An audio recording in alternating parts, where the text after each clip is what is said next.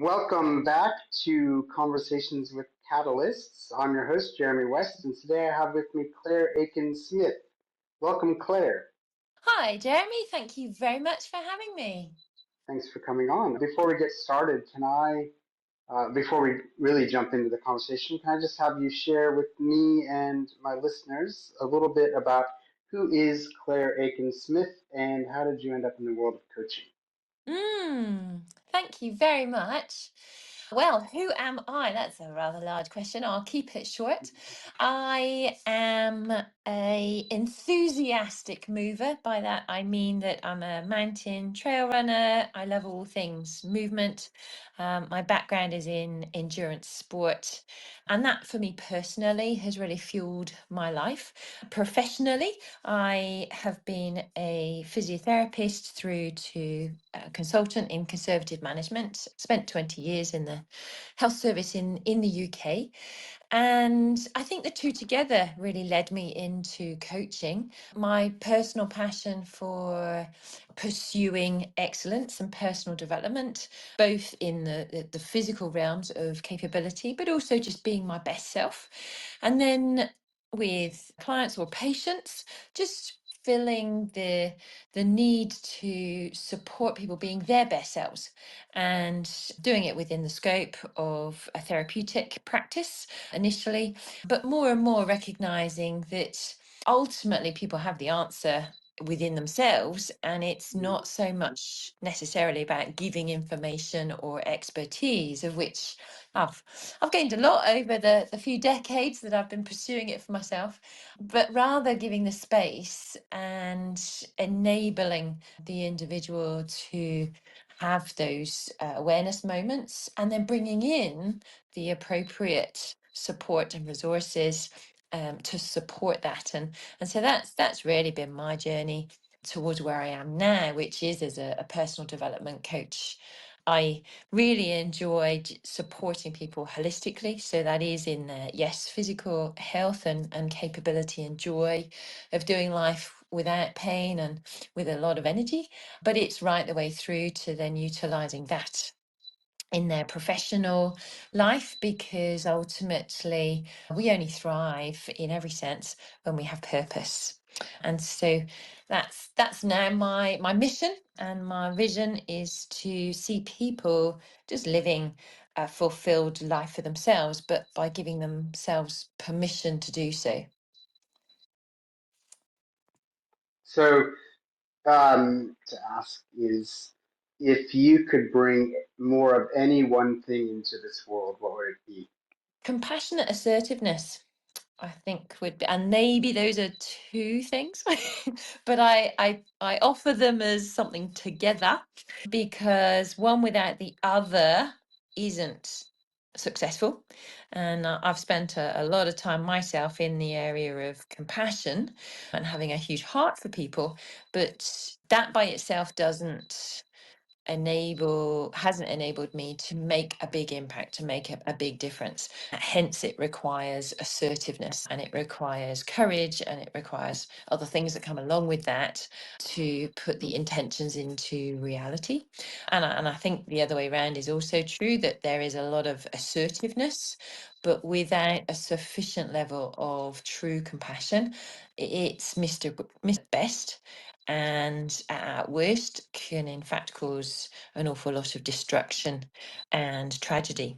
So, tell me a bit about compassionate assertiveness. For myself, it's a whole lifestyle. It has implications in the way that we communicate with people, but it also is the foundation of how we go about looking after ourselves.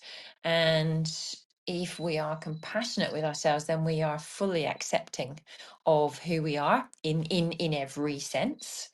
And we then look to support ourselves, utilizing our strengths and our capabilities, and supporting ourselves in our vulnerabilities and our learning opportunities. And then following through that then means that we can literally do the same for other people.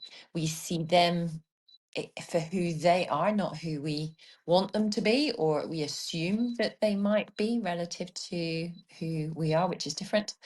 And we can also take assertiveness with that compassionately supporting them in living their best life as well. So can you give me a bit of an example, either in your own life or the life of a client, of how you or they have applied compassionate assertiveness? And yeah, so you can give us a little bit of a picture of what you mean by compassionate assertiveness and what it does for people. Yeah, sure. A really easy, tangible example happened just this morning. Hmm. I got home and my husband had got up, got himself sorted for the day, made his breakfast, and he works from home, so he got everything needed and then got into his office to get going on a Monday morning. And I then come into the kitchen and I see that the toaster's been left on the top and that there's a frying pan that's yet to be washed up. And I immediately I'm triggered by that. And the reason that I'm Hmm. triggered by that is because I really enjoy coming into a space looking in the same way as I left it. Hmm. And the challenge for myself of then having to do that clearing up, to put that input in, easily leads me to stress, resentment, and effectively a boundary put up in my mind, in myself, against my husband. And I haven't even seen him or said good morning to him yet. And so at that moment, I've got to take responsibility for that. I've got to be compassionate towards myself in saying, no, I know it's a thing and that's okay. I know that my biological predisposition, my neurophysiology, really, in because of the way that it is designed, it really appreciates order, preciseness, specificity, cleanness, efficiency. And that in that moment, I didn't have that. In effect, somebody else took that away from me. But at the same time, I've also got to be compassionate towards my husband in recognizing, well, the start of his Monday, as much as he loves me, and we have been married for decades, what is really most important to him in that moment is getting to his morning meeting call. It's not spending the extra time messing about in the kitchen just because I may or may not walk in and see it as it was. So that's compassion relative to myself and to the person involved. Then there's assertiveness. And the assertiveness for myself, well, it could go either way. I could have just thrown a wobbly in the moment, launched into my husband's office and gone, I can't believe you've done blah, blah, blah again. That would be me being assertive, but is totally not compassionate and is totally not aware of his needs, where he's coming from. And I am just reacting to what's gone on in my biology, effectively a stress response that I'm just manifesting. Whereas I can take responsibility for that and go, okay, what am I going to do with this emotional response? Well, first off, I've got to recognize, why am I having it? And it was because I didn't want to have to spend the extra time making things nice again for myself when I wanted to get on. Well, that's my issue. That's not my husband's.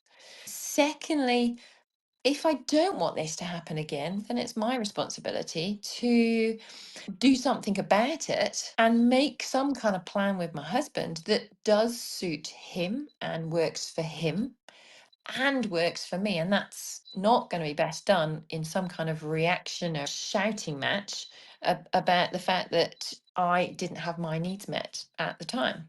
When quite likely, my husband wasn't even thinking that he was actively causing them not to be met, because he does so much for me in many other ways. So ultimately, my assertiveness is to reflect on that moment and say, okay, so how important is this? Does this happen just once in a blue moon, or is this really happening every day? And actually, it's causing a lot of an energy drain that I'm wasting my time and energy having to manage.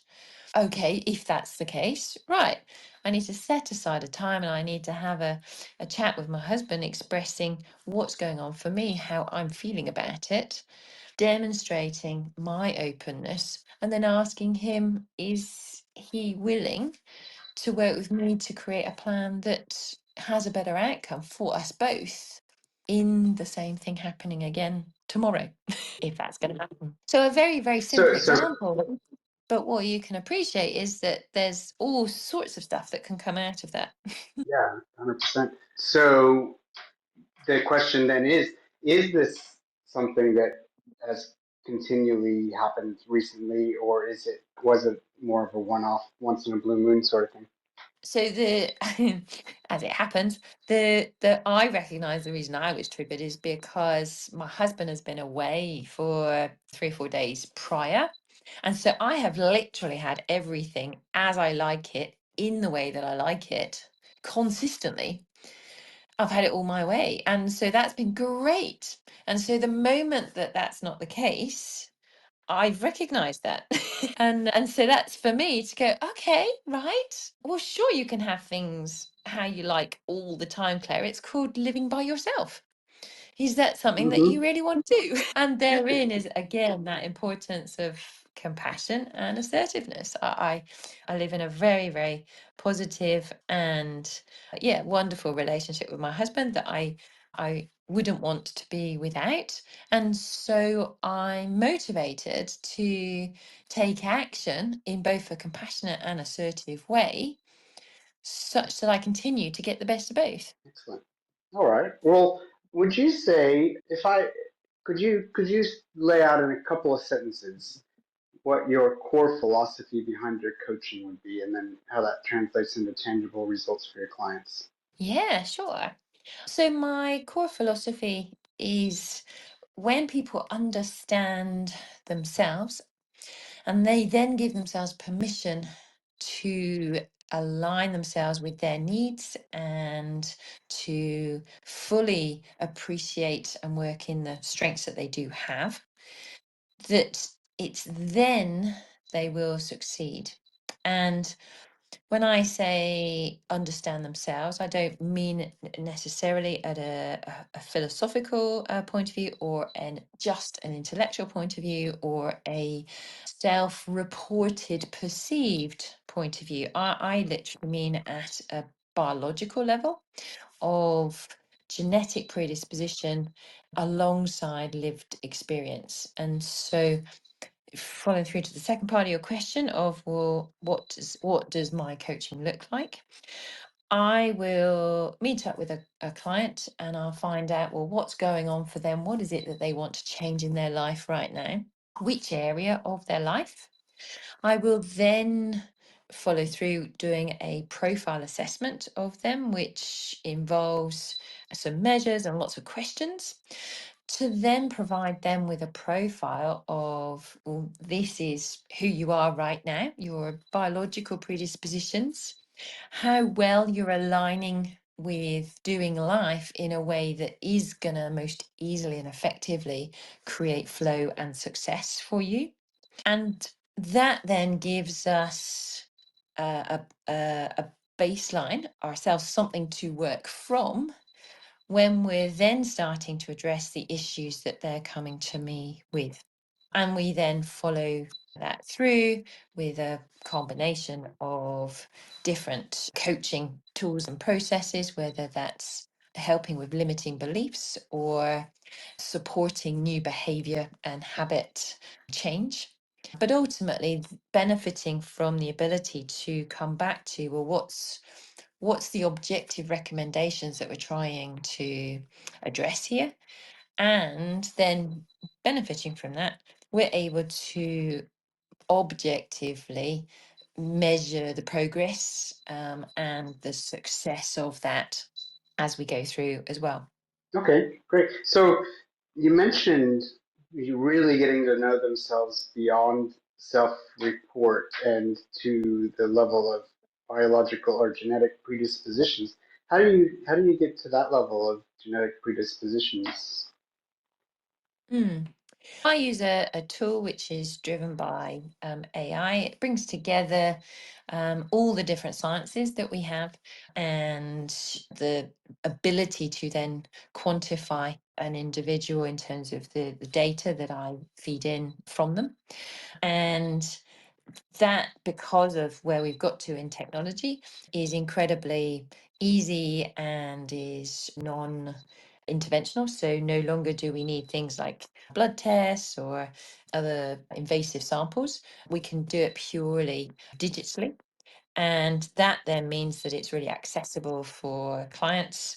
And it also makes it very efficient in terms of being able to do it both online and face to face. The system then provides is the insights for myself to be able to make meaning of those for the client in their current circumstance. So rather than just providing more data to someone, we're all drowning in information and you can go and find out all sorts of things about yourself.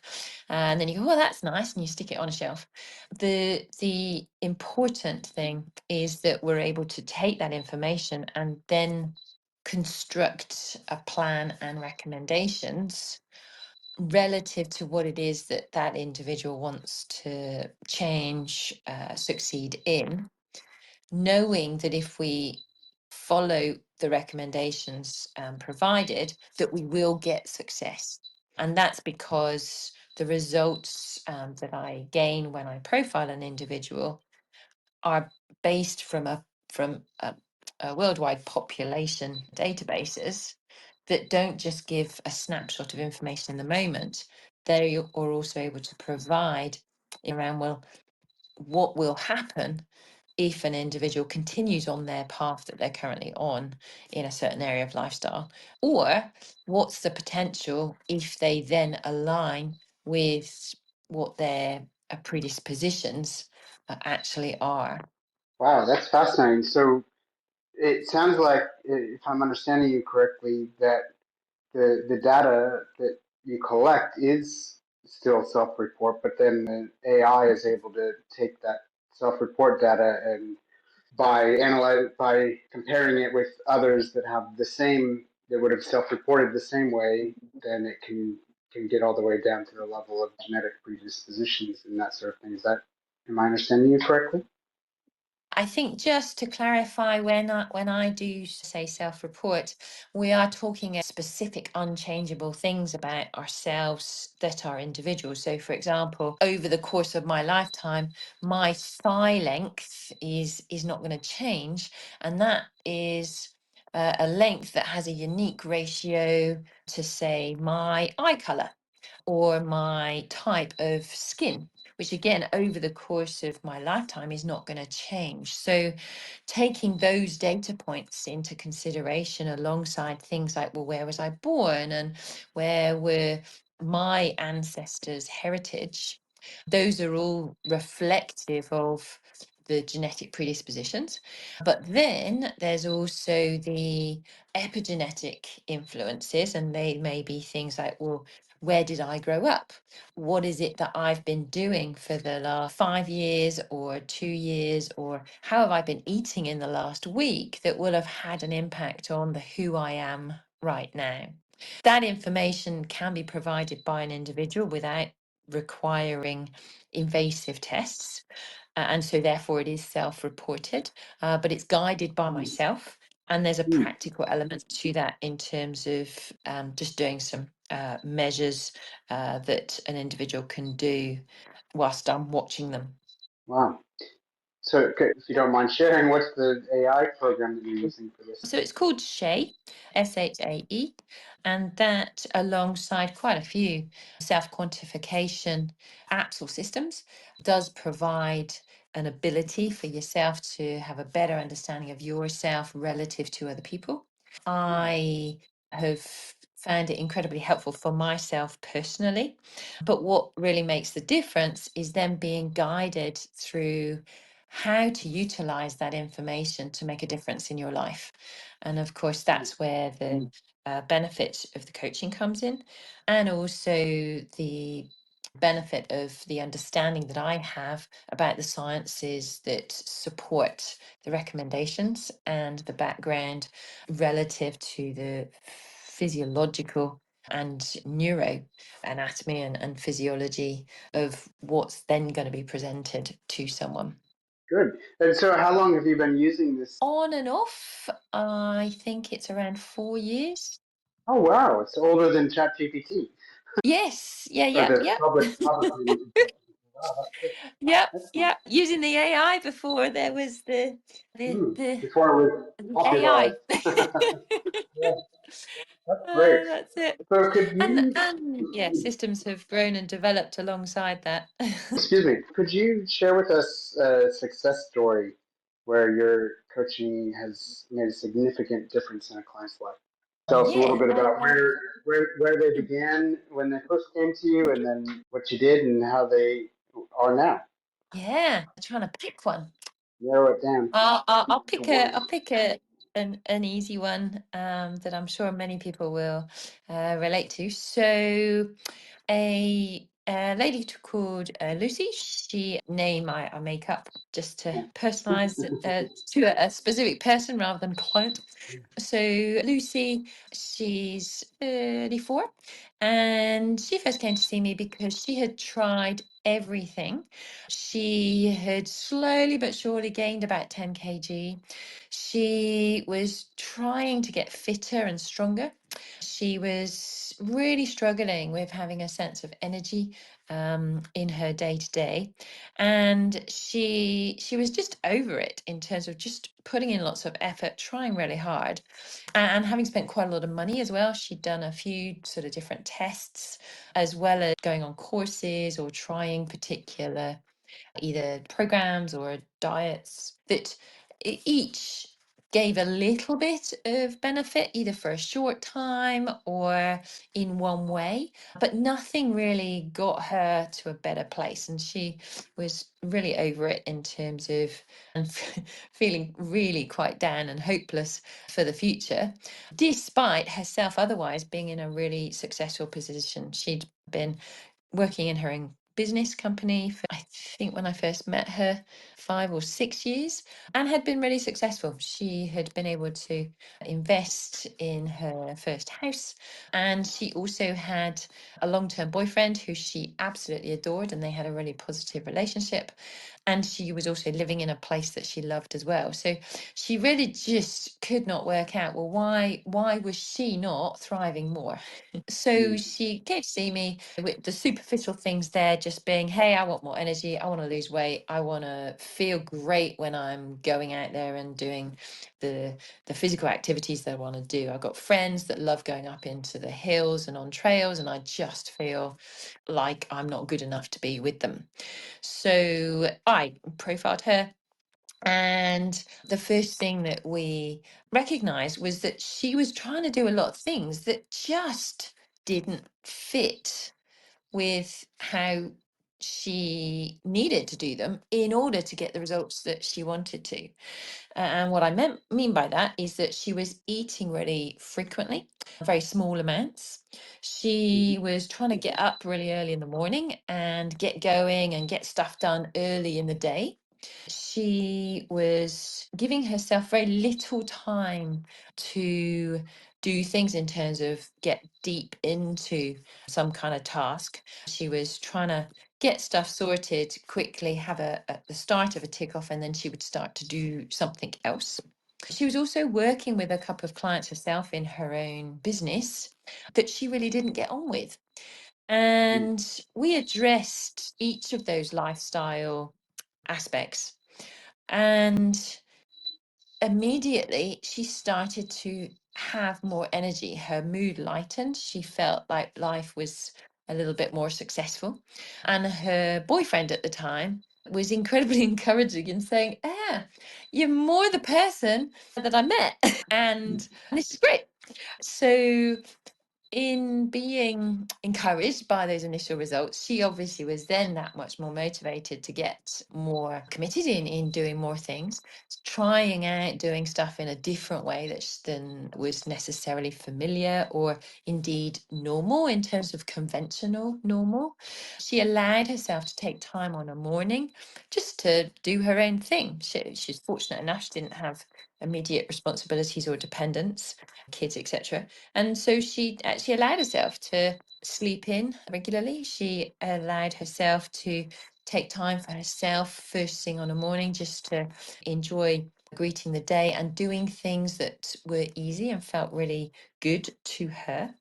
And what she noticed was that rather than feeling like she was behind and that she was missing out on getting successes and getting stuff done, as the morning went on, she gained clarity on what she needed to do. She set up a really specific and achievable plan, and she was motoring through the afternoon and into the evening in flow, loving what she was doing. And whether that was in her business, in her work, or it was then a later time slot where she was going to the gym or doing some kind of sport or exercise, she noticed that it was really energizing her and she was starting to see gains and wins in doing so, rather than just feeling exhausted and not as good as those around her. She was sleeping better. She easily lost the weight without feeling like she was having to do a lot or missing out. She didn't actually change her foods that much. She just changed the ratio of when she had them and how frequently. She also got clearer on the types of clients that suited her to really succeed in her business, therefore it being a win-win, being more successful with the clients for them, but also being more successful for herself in growing and being effective in her business, because of having a deeper and greater understanding as to her social needs and what puts her in a stress situation and what she really enjoys with and how to work with people. So roll on, and I've actually been intermittently coaching Lucy for a couple of years now, and it roll on, I think it was 9 months, and her partner proposed to her to get engaged. And so they then got engaged to be married. And at that point, in terms of making that further commitment to each other, Lucy was really keen that her partner saw me in order to get really clear on, well, how does he live his best life? And really importantly, how do they live their best life together? And so indeed, I profiled her partner and we had a joint session where we sat down and we were able to share just how different both Lucy and her partner are and how their strengths and their needs can be met together and how different that they are as well. And there were so many light bulb moments for the two of them, being able to appreciate why the one person does things the way they do, and then really excited to be able to support them in that rather than them just being different and not doing life in a way that they would want them to. And really setting up their life together in a fantastically sort of constructive way, having the foresight to recognize where the trigger points might be or the challenge points might be in terms of meeting their own needs whilst living life together. And I'm really pleased to say that they've just gone from success to success in their own relationship. Lucy has continued to develop in herself. She is now so much happier in herself, and in the act of doing so, she's actually closed down her business and is stepping further into what she now recognizes is her ultimate purpose in life.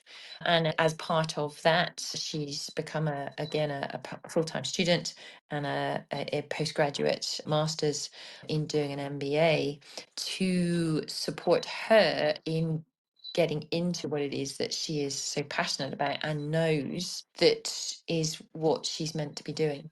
So that's, sorry. Which is what? Oh, which is What's what, that new so purpose? Yeah, so her new purpose is to directly impact people's lives from a sustainable business point of view. So she wants to continue working with businesses as she had done it from a marketing and advertising capacity, but she now wants to work with businesses in supporting them to make sustainable changes in their business and with their people in order to then have a positive impact in the world in a greater way, and utilizing her capabilities of communication, advertising and marketing in the background of that. Excellent. I hope that one thing she does with those businesses, with their people, is it helps them realize that not everyone is a morning person and that they need to have different schedules for different types of people. Exactly. Because Yeah. And I'm pleased to say that Lucy has recommended me to a fair few people as a result of the impact that I'm privileged enough and celebrate. She did the work, but yeah, to be able to say that she achieved. Yeah, that's thank you. my yeah, thank you. That's my favorite part of coaching. When I did my coaching certification, he the trainer, I don't know how many of us, at least 100, maybe even 200 people there. So he split us up into groups of five, each with an experienced coach. And the one that, but first he had all of the coaches introduce themselves and say what they liked about coaching. And the coach that ended up being with my group, she said, what I like about coaching is that the client does all the work. And I have absolutely found that. And yet I find that the less I do and the more work they do, the more they think that I've done something. The more yeah, Yeah, it's amazing. definitely. Yeah, definitely. That's definitely, and particularly at the start, whilst the client is finding their way in this new level of self-awareness and the benefit of taking self-responsibility for sure. And like Yeah. you, I think one of the biggest reasons I moved from being an expert in knowledge in certain areas, health, physiotherapy, etc., to coaching is that it's been so supportive of myself personally. I now have the energy and the overflow in my own life, whereas before the burden that I was taking on for myself, needing to be the everything for my Mm. clients as a therapist or an expert or a consultant, it really did take its toll. So I totally resonate with your comment there. Yeah. And I love when the client says something wise and you've reflected back to them, and then they think they're like, oh my God, you're so right. And I'm like, I didn't, I just told you what you said. Yeah, that's right. And then it's a win for both of you. The Yeah. enjoyment that you both get from the gem, the insight. And I Mm. always, I think that's what is now keeping me so passionate, and I cannot imagine doing anything else, is that I feel like it's such a gift to be able to come alongside someone and to support them doing their thing, because it gives me so much. And so there really is that virtuous circle and that connect in myself being able to serve somebody else that benefits them, they serve those around them, so you get that ripple effect. But part of Mhm. that ripple effect is that it supports me in that best way possible as Mhm. well, because it's still, if not more so, confronting and challenging to be your true self, which you have to be in order to support a client as a coach. Yeah. And I think that's why I do it. And it's absolutely, I have found 100% true that the way to learn something is by teaching it. So we're getting we're actually getting the best the best out of it. But yeah, what would you say is the real end result that your clients get from working with you? Well, I think the end result that they get is an understanding of themselves that they get to take forwards to benefit the rest of their life. Even if I only see them on 2 occasions, the insight that they have that will be correct for them no matter what age, stage, circumstance, situation they're in, it means that they've always got something to fall back on, a manual, if you like, that enables them to have certainty rather than it being trial and error. So after they've seen you twice, a client walks away with a manual of me, manual of themselves. Yeah, so part of the initial working with them is that I will provide them back a profile report Mm. that provides the starting point and recommendations for how they might be able to address the things that they come to me with. But they can use those same recommendations because they are just the starting point to come back to, because they will be relevant for anything that comes up in their lives, or at least they can use it as a benchmark to go, well, how am I still aligning myself with those relative to whatever else has come up? And most often, when there's issues, when there's challenges, when there's problems, it'll be because they're not being honored. And Mm, so there's always that ability to independently address a circumstance, at least with some foundational action that you know is going to support you going in the right direction. fantastic. Thank you, Claire. We'll just finish up with two questions here, and these questions are just to make sure we haven't missed anything. So if you don't have any answer to these questions, that's perfectly fine, and if you do, that's great as well. So first one is there anything in our hour long talk or so that you didn't get to say as much as you wanted to because we went off on a tangent? Well, I could talk about what I'm passionate about all day, Yeah. but I think in terms of what we covered, we hit a lot of it. I guess other details that listeners might be interested in is that I work with people face to face in the South Island in New Zealand, but I also work with people online utilizing Zoom, and I've got clients in Australia, America, the UK at present. And I think the benefit of working with myself, as I alluded to, there is an initial program that's going to be of significant support. And I call that my lifestyle implementation program. And then, as I've alluded to with my example, there's the opportunity of ongoing coaching, which is personalized again to the individual in terms of intensity, frequency, length. And I support people personally for both their personal and their professional success.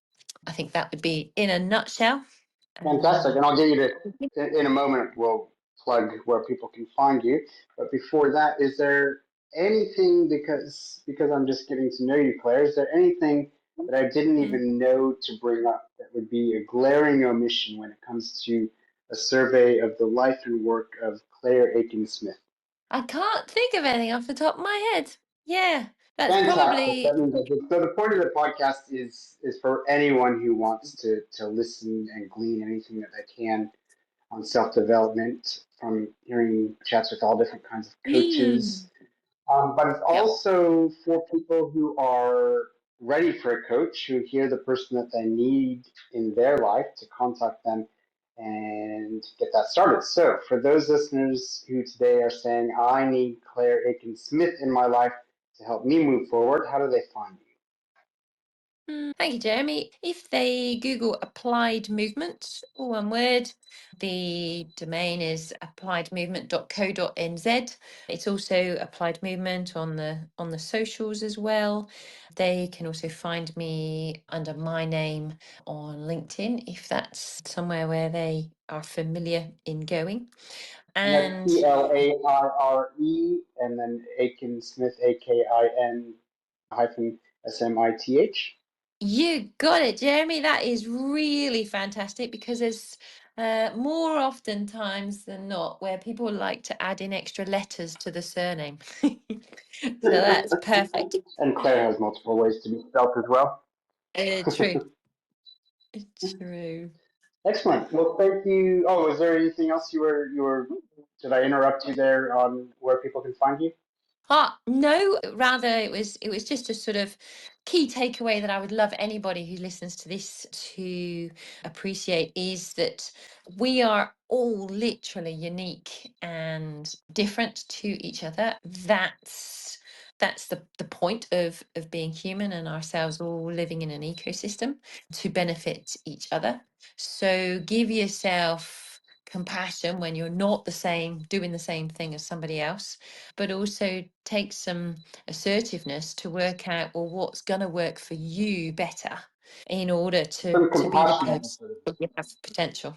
And yeah, I want to echo that as well, because when you're talking about Lucy, it sounds like maybe she was reading some of the self help books like Eat That Frog or different books will tell you, because maybe for a majority of people, or just for that author, either way, or that author and the people that they've worked with, the best thing to do is to get that most difficult thing done first in the morning. And that doesn't mean that that's going to work the best for everybody. So yeah, thank you so much for working with people as individuals and helping them discover themselves and how they actually tick, not how maybe the majority of people or some certain subset of people works with that one individual. Wonderful, Jeremy. Thank you. That was a really nice summary. Thank you. So if anyone wants to find me, I am at jeremywest.net. I've got a new daily podcast called It's Now Again that you can find there at jeremywest.net. And I am working on a program to help people who have lost their religion to use mindfulness to rebuild your new purpose and meaning in life. So be on the lookout for that. I'll be offering a few, what do you call it, foundational slots very soon. So just be on the lookout for that at jeremywest.net. Thank you very much, Claire, and we will talk to you again soon. Thank you, Jeremy. Been a great chat. Bye bye. Bye bye.